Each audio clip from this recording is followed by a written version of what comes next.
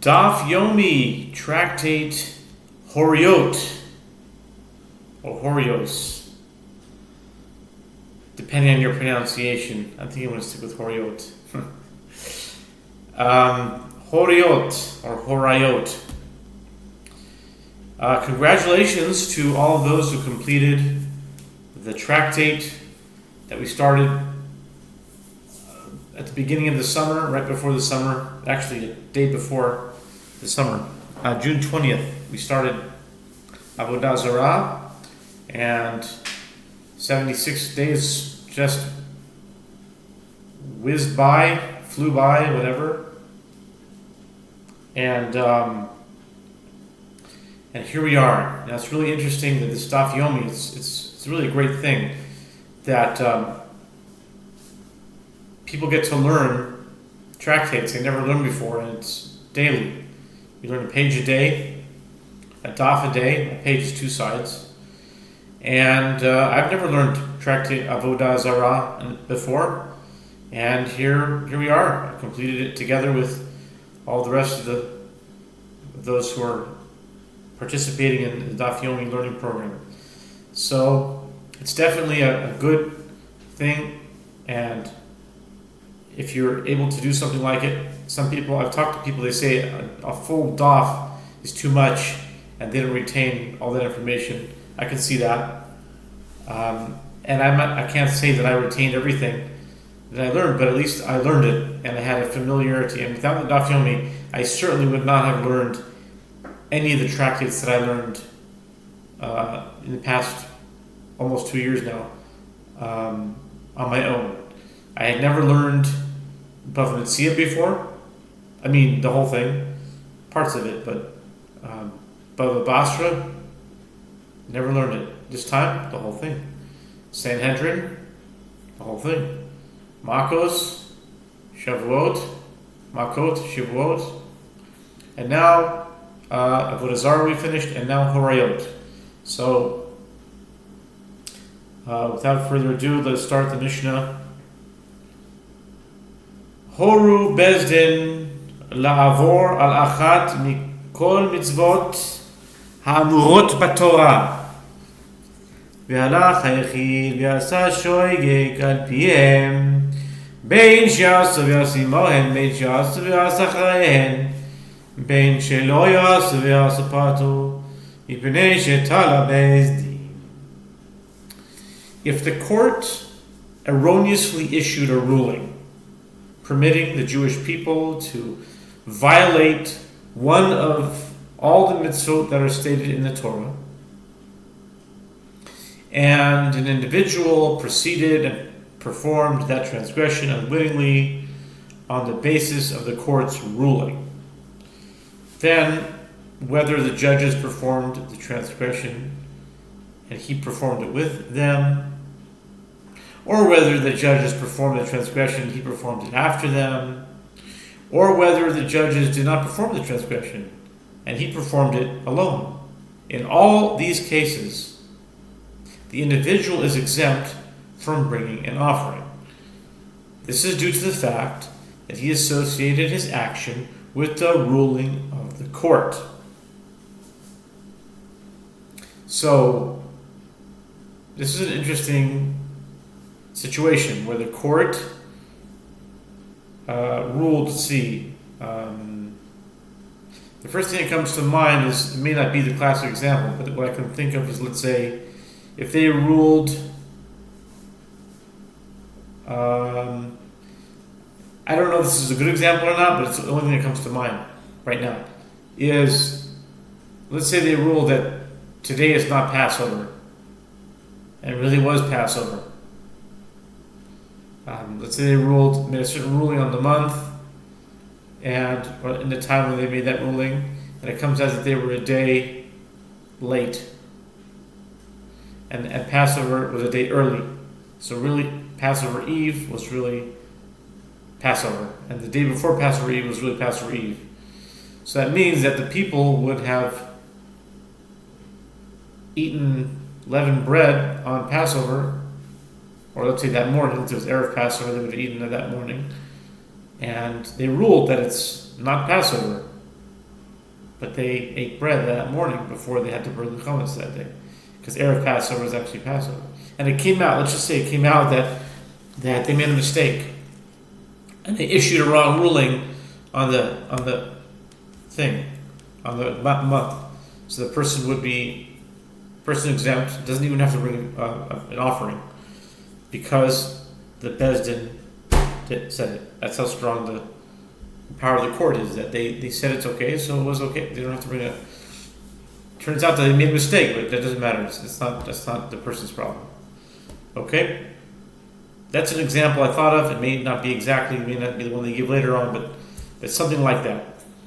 Oh, Bezdin, v'yadach hamem sheta'u talmid, v'roi l'hayro, v'yolav yasal piyen ben jazal v'asimohen ben jazal v'asachayen, ben shelo yasu v'aso harei zechayo, mipnei shelo talo Bezdin.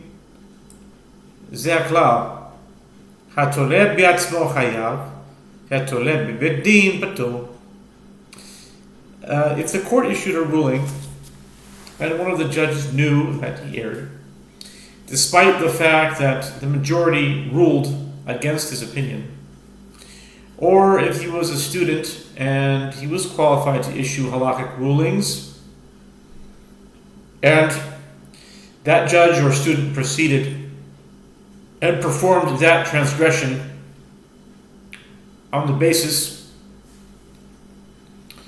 of its ruling, then whether the judges performed the transgression and he performed it with them, or whether the judges performed the transgression and he performed it after them, or whether the judges did not perform the transgression and he performed it alone, in all these cases, the judge or the student is liable to bring an offering. This is due to the fact that he did not associate his action with the ruling of the court. This is the principle. One who associates his action with himself is liable, and one who associates his action with the ruling of the court is exempt. And that's the Mishnah. Now we proceed to the Talmud. The Gemara says, Amar Shmuel Oilam Ein Bezdin Chayav Yad Shem Lahem Mutar Inatim Rav Dimi Me'ardo Amar Ad Shiyomu Lahem Mutar Inatim Nasos Ma'itayim Lefi Shelo Nigbera Hora'ah. Shmuel says the judges of the court are never liable to bring an offering for an erroneous ruling until they say to those seeking a ruling, it is permitted for you. Rav Dimi from Narda says the judges are not liable unless they say to those seeking a ruling, it is permitted for you to perform this action. What is the ruling? What is the reason that Rav Dimi says that there is liability? Only if the judges say to perform this action. It is due to the fact that the ruling is not completed if they say only it is permitted, as perhaps the judges were expressing a theoretical opinion and not issuing a ruling. It's kind of hard to imagine. They said it's permitted, but you're really not allowed to do it. I don't think that Bezdin is a theoretical kind of a place. If they say it's permitted, it's understood what he meant. And maybe not everyone. That's why maybe not everyone agrees with Rav Dimi. But anyway, let's continue. Amar Abaye,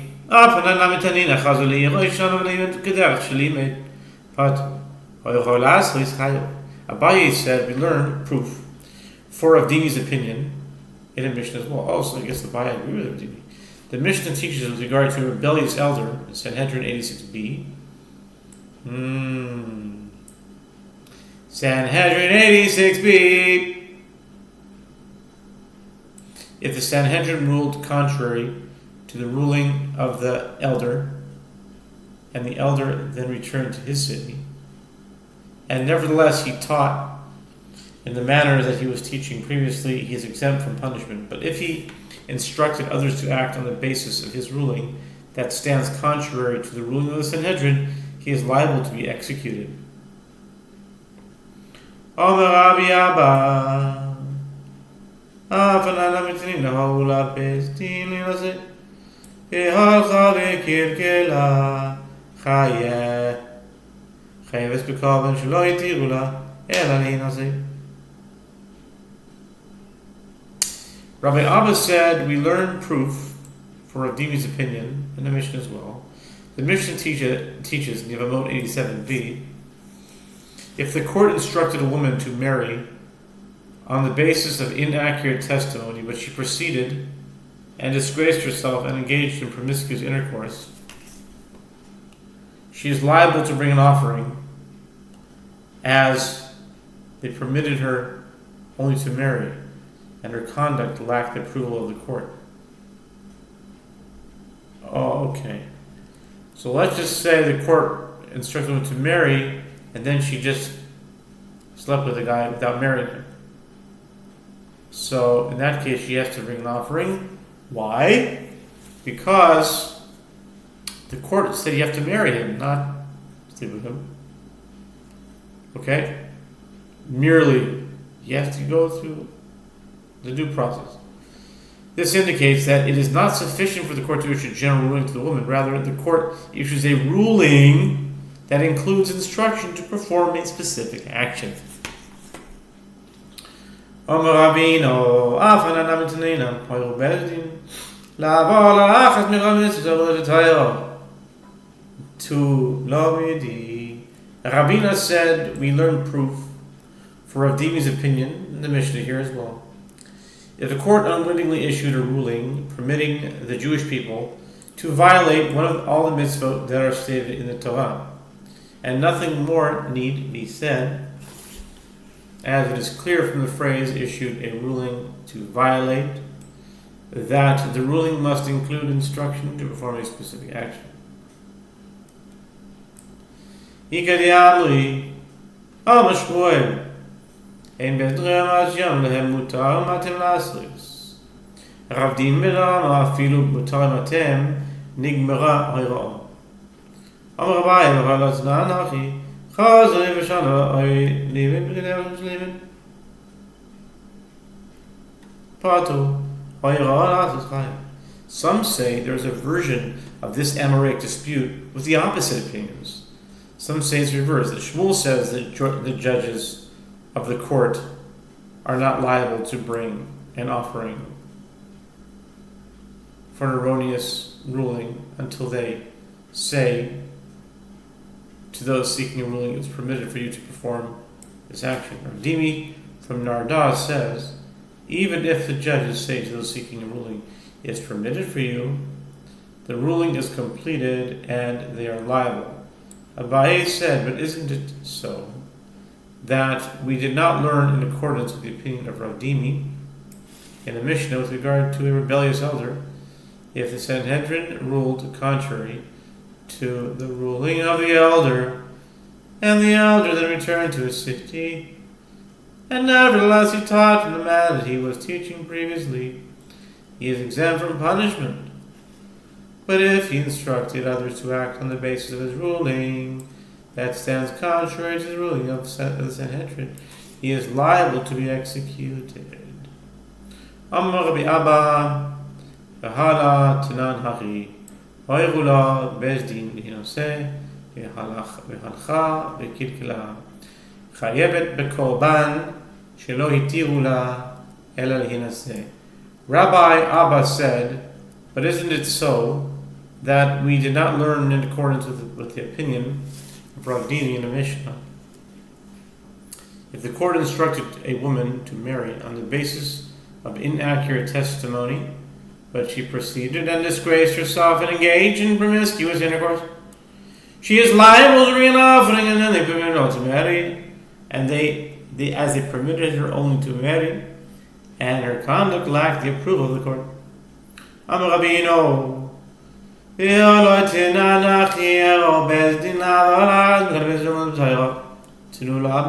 Ravina said, but isn't it so that we did not learn in accordance with the opinion of Rav Dimi in the Mishnah, if the court unwittingly issued a ruling permitting the Jewish people to violate one of all the mitzvahs that are stated in the Torah, etc., and nothing more need be said.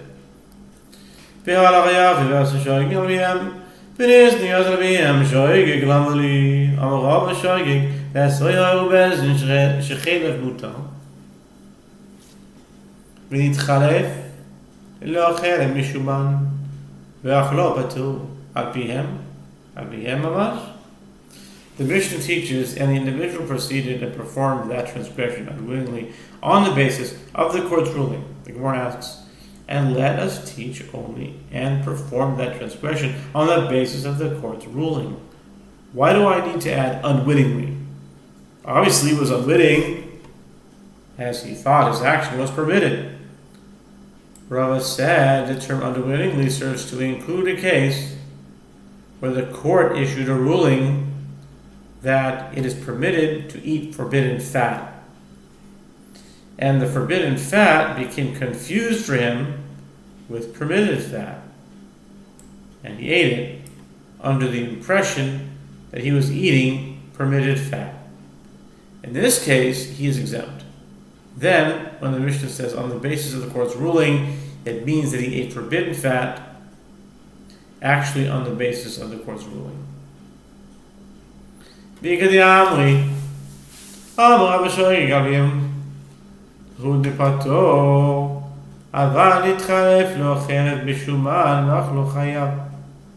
some say that Rava said a different interpretation of the Mishnah.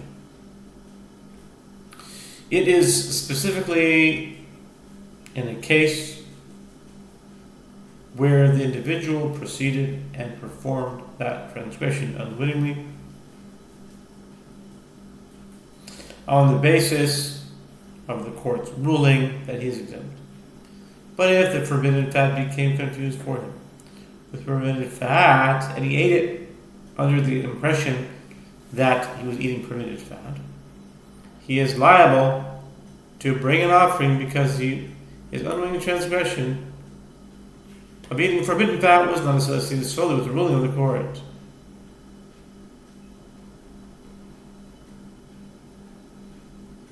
Okay.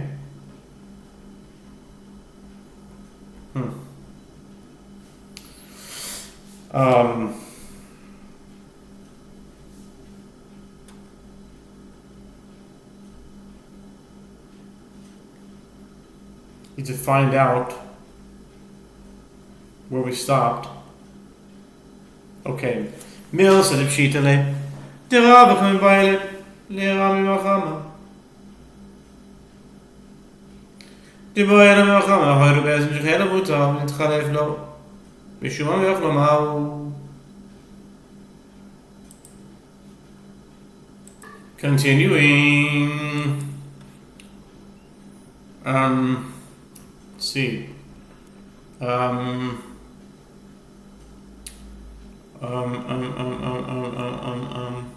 Yeah. Well, it's a long Amud. Relatively long. Okay, where are we holding? We were holding by Mills de Pshitale. Mills de Pshitale,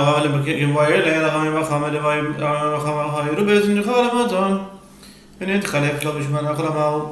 Gemara comments the matter that is obvious to Rava, that one who confuses between forbidden fat and permitted fat is either exempt according to the first version or liable according to the second version, was raised as a dilemma for Rami Bar Chama, as Rami Bar Chama raised a dilemma if a court ruled that forbidden fat is permitted, and the forbidden fat became confused for him with permitted fat, and he ate the forbidden fat, was the halacha.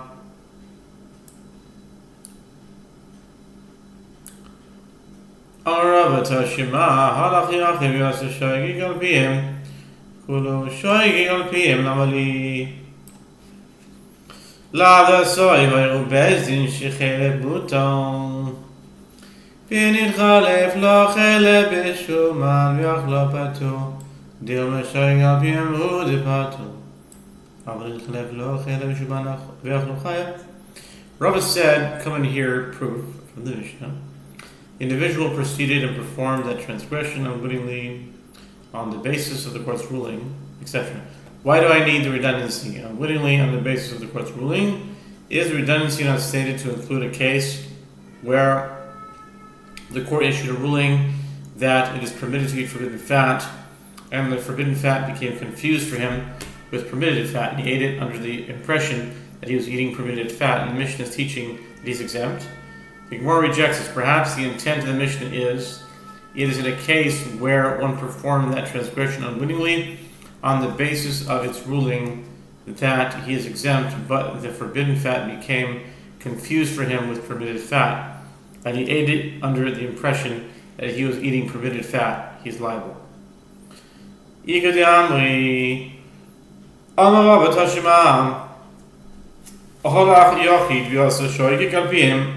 My love, שויגי גל פיהם הוא פטור, אבל נתחלף לו. חלב בשומן אבל יאכלו חייב, דילמה או שויגי או על פיהם. Some say that Rava said, come in here a proof from the Mishnah, the individual proceeded and performed that transgression unwittingly on the basis of the court's ruling. What? Is it not the case when one performed that transgression unwittingly on the basis of its ruling? He's exempt, but if the forbidden fat became confused for him with permitted fat, and he ate the forbidden fat, is he liable? The Gemara rejects this. Perhaps the Mishnah is saying that he's liable if he either confused forbidden fat with permitted fat, and he ate the forbidden fat unwittingly, or he ate the forbidden fat on the basis of the court's ruling. בפלוגתא, פויר ובאזן שחלם מותר, ונתחלף לו חלם משומן ואכלו, רב אומר פטור, ורבי יוחנן אומר חייב. מתווה, מהמראה ספוסת הפרט למשומן. The Gemara notes this matter is already taught in the dispute between Amoraim of earlier generations. If a court ruled that forbidden fat is permitted, and the forbidden fat became confused for him with permitted fat, and he ate the forbidden fat, Rav says he's exempt, as the court ruled that it is permitted, and Rabbi Yochanan says he is liable, as he did not base his conduct on his ruling.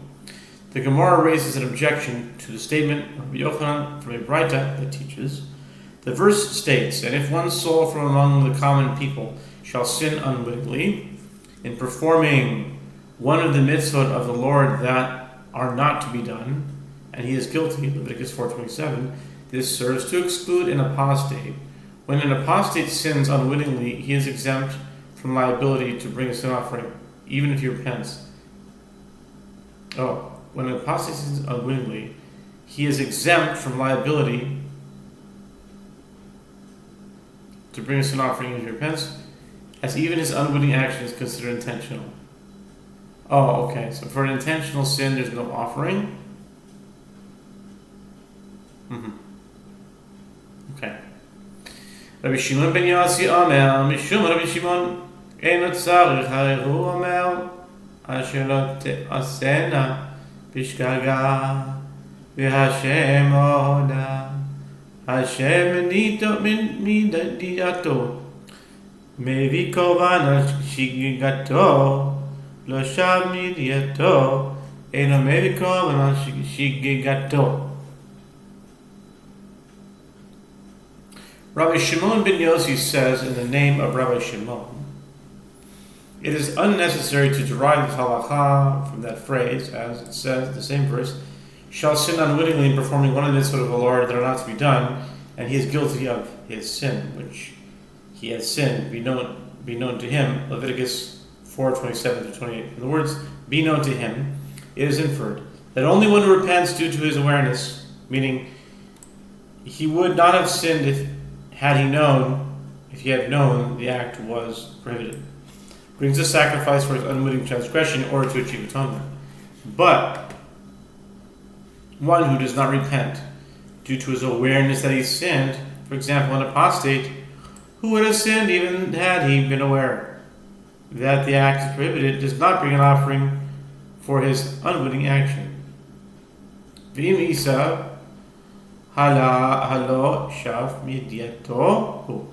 The Gemara asks, and if it is so, that one who would not repent due to his awareness is exempt, isn't this person who confused forbidden fat with permitted fat considered one who will not repent due to his awareness? Even if he discovers that he ate forbidden fat, he will not regret his action, as he relies on the ruling of the court that forbidden fast permitted. This contradicts the statement of Rabbi Yochanan, who says that one is liable in that case. Rav Papa, as Papa said, Kasor Rabbi Yochanan came in Dalu, Rav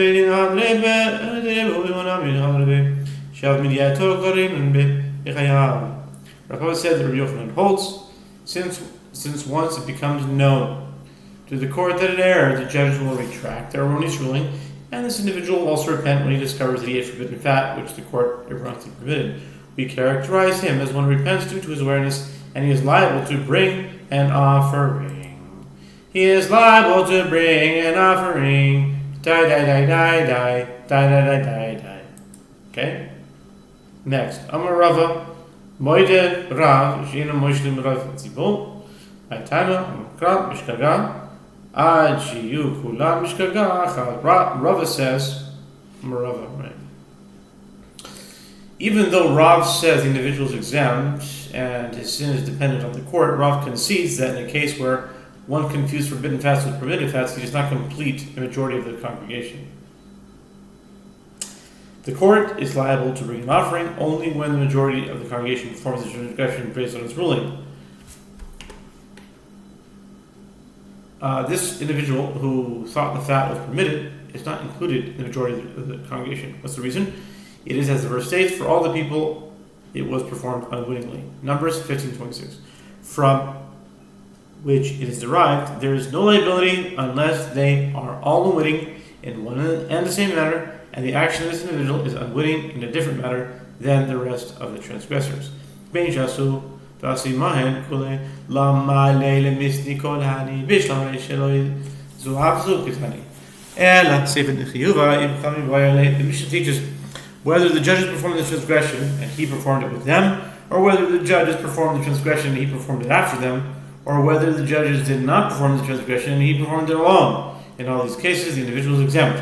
The Gemara asks, why did the Tana and the Mishnah need to teach all these cases? Granted, in the first case of the Mishnah, the Tana teaches the Mishnah employing the style, not only this, but also that.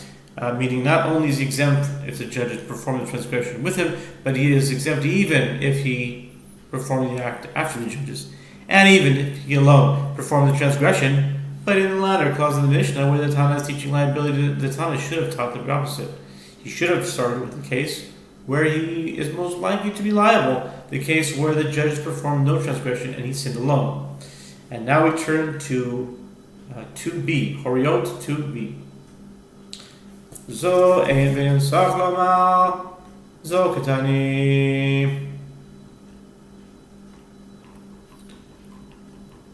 Let us take a brief intermission and continue after the break. Vital. Top of 2b. Right. Top of 2b with the words Lozu Afsu Katani. Top of 2b. Zov Enut Sarach Lomar Katani. The Gemara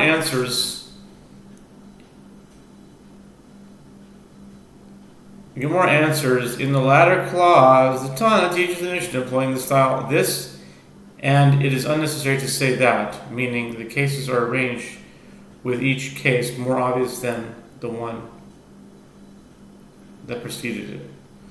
The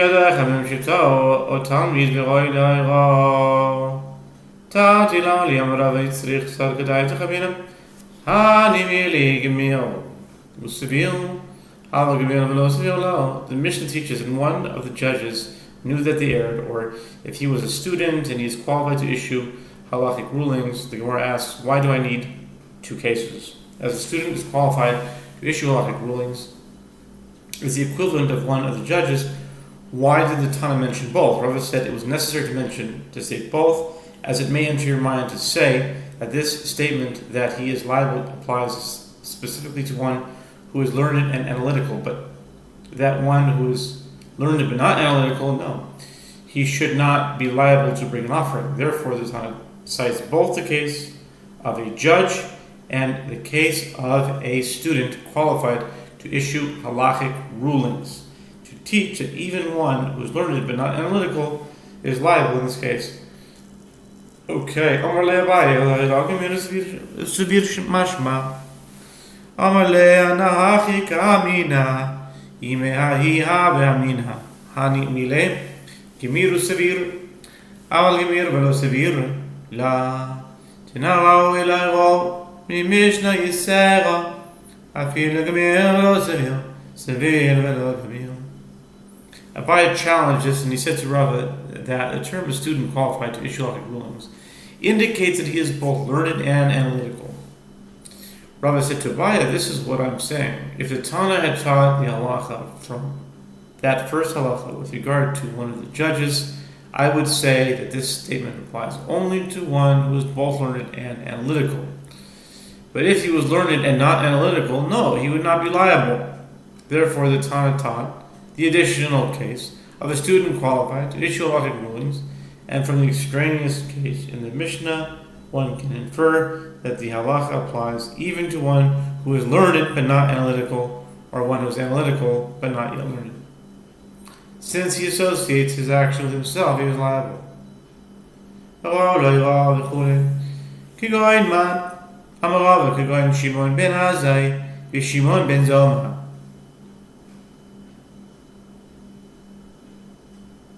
Amar le Abaye, Ki Haigav Nemezidu. The Mishnah teaches qualified to issue halachic rulings. The Gemara asks, like whom? Who is an example of one qualified to issue halachic rulings? Rava said, it is one like Shimon ben Azai or Shimon ben Zoma, who, although they were among the most outstanding Torah scholars of their generation, were not ordained. Abaye said to Rava, in a case like this, he is an intentional sinner, as a scholar of that caliber would certainly not err. If he ruled that a prohibited action is permitted, it is assumed that he acted with intent, and he is exempt from bringing an offering.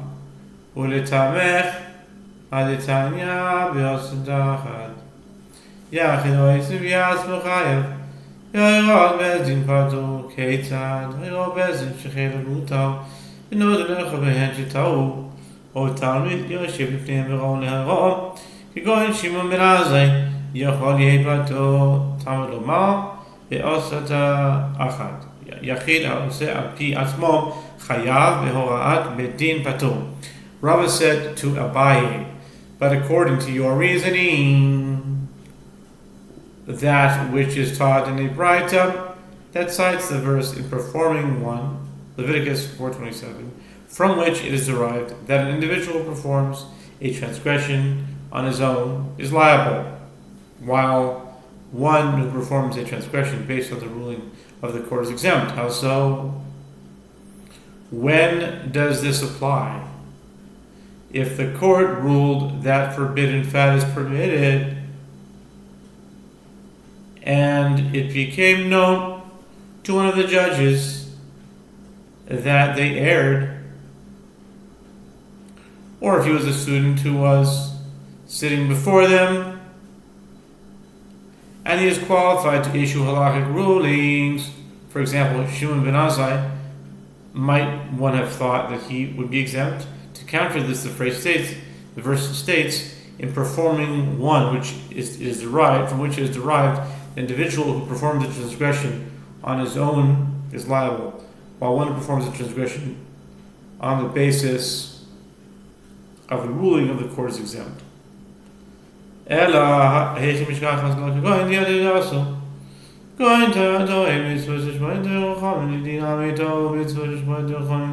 Rava continues, rather, the right is difficult.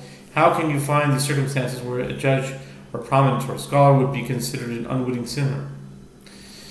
The Gemara answers, in a case where the judge or the scholar knew that the action with regard to which the court issued a ruling that is permitted is in fact prohibited, but he erred with regard to the mitzvah of heeding the statement of the sages. He believed that there is a mitzvah to heed the directives of the sages, even when he is certain that they are mistaken. If so, according to my understanding, 2, the reference is to one like Shimon ben Azai or Shimon ben Zoma.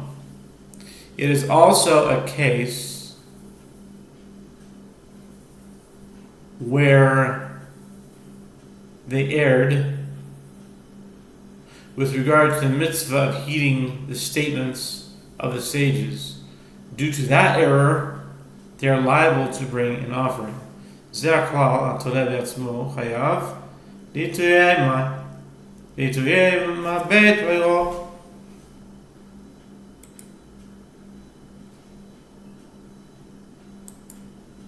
Mishnah teaches this is the principle: one who associates his action with himself is liable. The Gemara asks, what case that was not already mentioned in the Mishnah does this principle serve to include? The Gemara answers, it serves to include one who disdains the law and rulings in general, treating them with contempt and relying on only his own understanding. The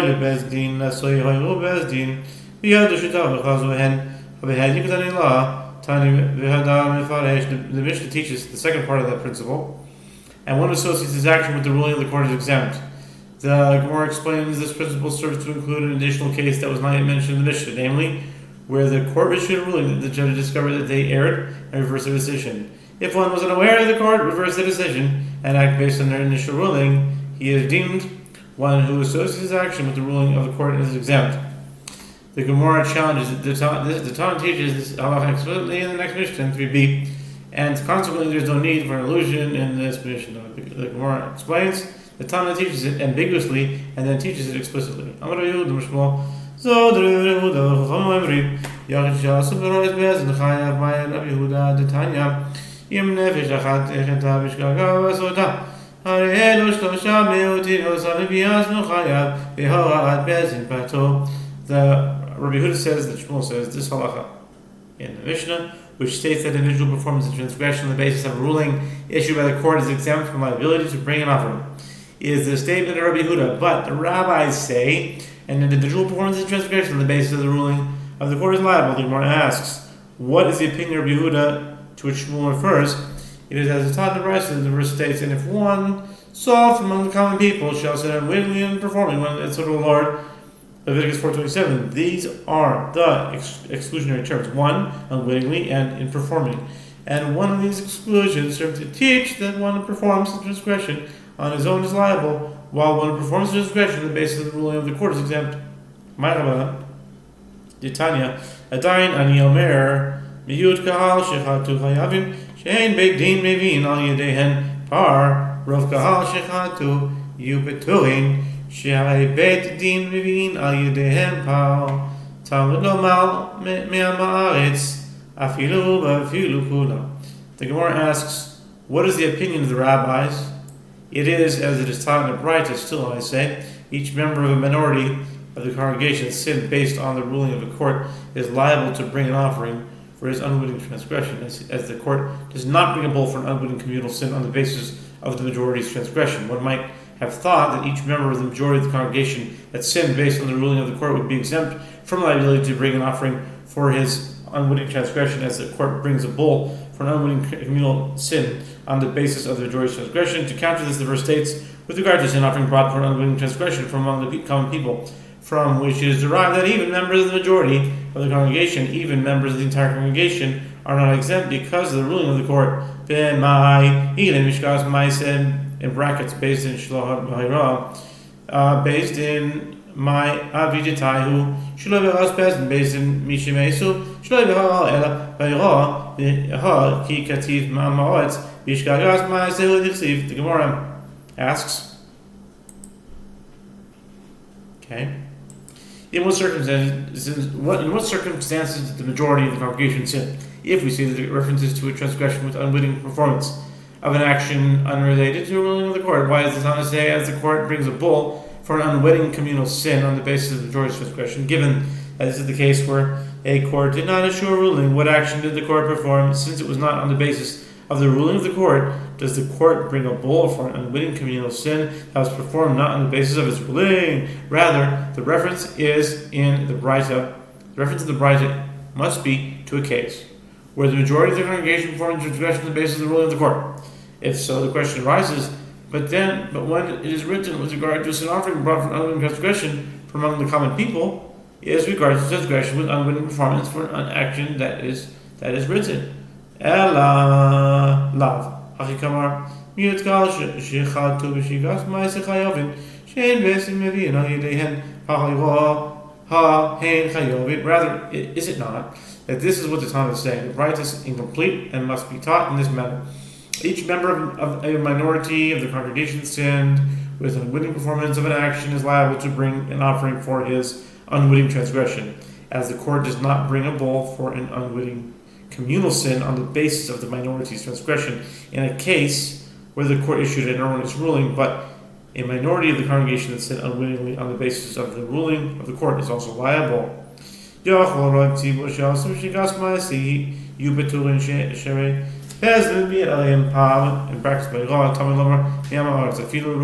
the Brisa continues, one might have thought that a majority of the congregation sinned with unwitting performance of his action would be exempt, as the court brings a bull for an unwitting communal sin on the basis of majority's transgression, in a case where the court issued an erroneous ruling. Therefore, the verse states, from among the common people, from which is derived that even members of the majority of the congregation are liable if the unwitting transgression was performed not on the basis of the ruling of the court. There is no difference between the minority and the majority of the people. This is proof that according to the rabbis, both an individual and a minority of the congregation who perform the transgression on the basis of the ruling of the court are liable.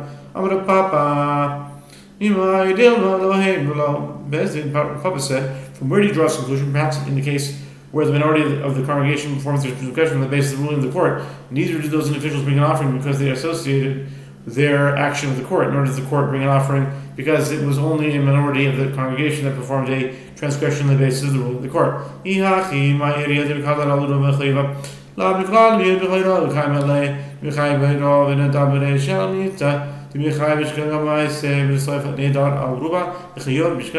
Gemara rejects this. If so, why does the Tanna specifically seek the source with regard to majority of liability? Why did the Tanna seek to introduce the halacha that even if majority of the congregation sinned, that they would be liable to bring an offering? One cannot, by inference, conclude, with regard to a minority that acts on the basis of the ruling of the court, that he holds that they are liable even though they act on the basis of the ruling of the court. According to Papa's opinion, that the Tanna first seek to cite proof about a minority that each of its members is liable to bring a sin offering for unwitting performance of an action, and ultimately seeks to cite proof about a majority to establish liability for each of its members to bring a sin offering for unwitting performance of an action, as it has not yet been established with regard to a minority that each of its members is liable to bring an sin offering for unwitting performance of an action.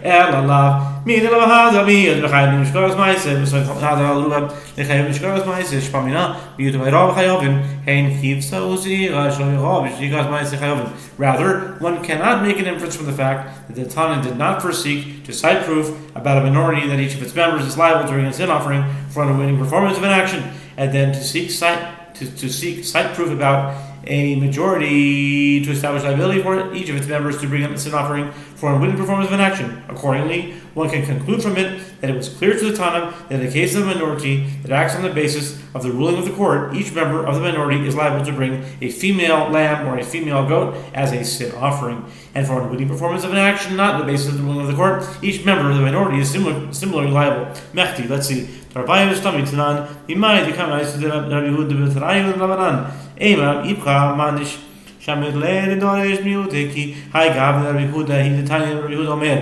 The Gemara asks, now we learn both of the brightot unattributed. From where may it be ascertained that the Tanna of the first Brita is Rabbi Yehuda and the Tanna of the latter Brita is the rabbis? Are the rabbis? Say the opposite. The Gemara answers, whom did you hear that interprets the exclusionary terms in this way? It is Rabbi Yehuda, as is taught in a Brita. Rabbi Yehuda says,